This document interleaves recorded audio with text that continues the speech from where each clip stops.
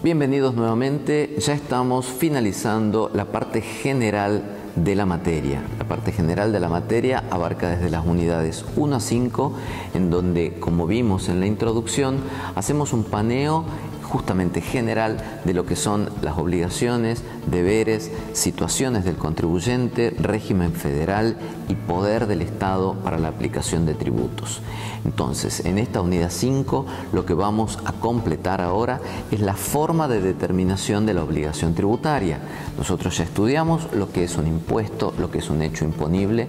Lo que vamos a estudiar ahora en esta unidad es cómo informar al fisco sobre la existencia de ese hecho imponible ocurrido. Básicamente, nuestro sistema tributario se basa en la autodeterminación. Es un sistema en el cual el contribuyente tiene que presentar lo que sabemos bien, ese nombre lo conocemos todos, las declaraciones juradas.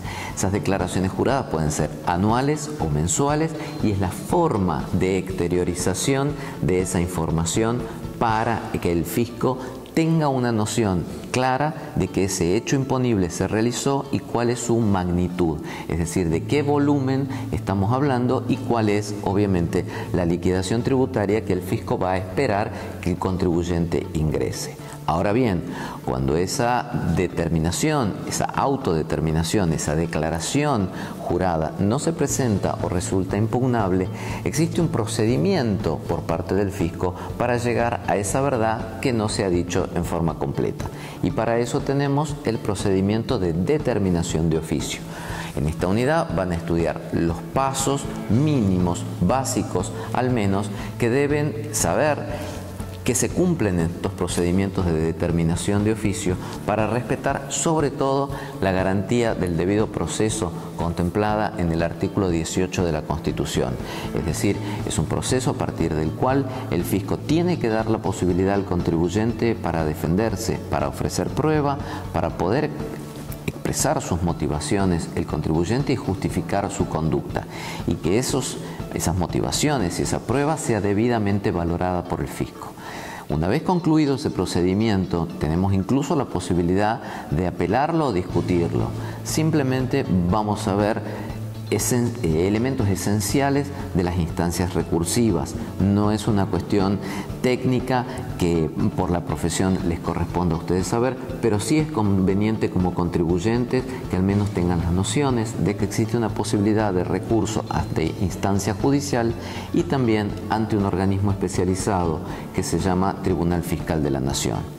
Esta unidad se complementa con una segunda parte en donde se analizan las consecuencias de las conductas ilícitas llevadas a cabo por los contribuyentes. En particular, esas ilicitudes tienen dos grandes segmentos: las ilicitudes que derivan en una infracción, es decir, un castigo de menor cuantía, de menor gravedad, y por otro lado tenemos los delitos que se consideran inconductas sociales de mayor gravedad y por lo tanto son castigados con la pena de prisión.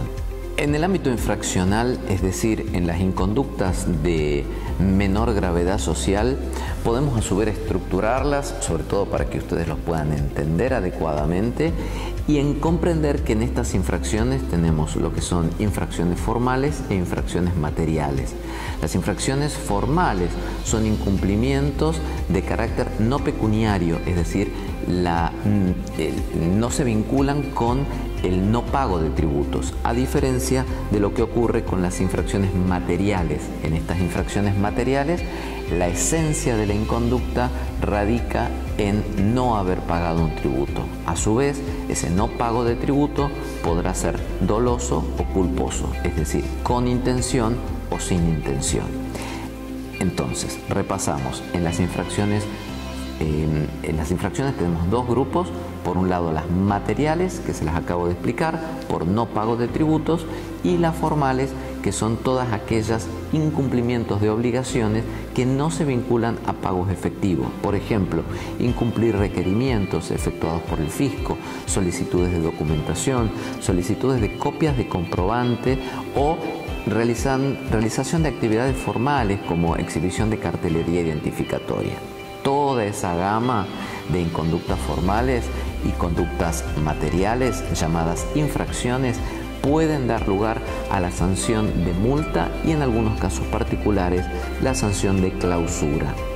Por el otro grupo tenemos las figuras delictuales, incumplimientos más gravosos que se consideran más dañosos a la sociedad y por lo tanto vamos a estudiar al menos las nociones fundamentales del actual régimen penal tributario, que se encuentra previsto legalmente y se estructura en 3 grupos. El más importante y la donde vamos a sacar las nociones fundamentales es la parte de delitos al régimen tributario, evasión simple, evasión agravada. Pero también van a saber que existe delitos vinculados con evasión a los tributos de la seguridad social, simple y agravada, y también hay delitos conexos. Lo más importante, lo que nos interesa a nosotros, es la parte de la evasión tributaria y que a su vez, cuáles son las vinculaciones y diferencias con las infracciones, bien, para que les quede el esquema, al menos mínimo básico, de esta compleja estructura punitiva que tiene el Estado. Espero que sea de vuestro interés.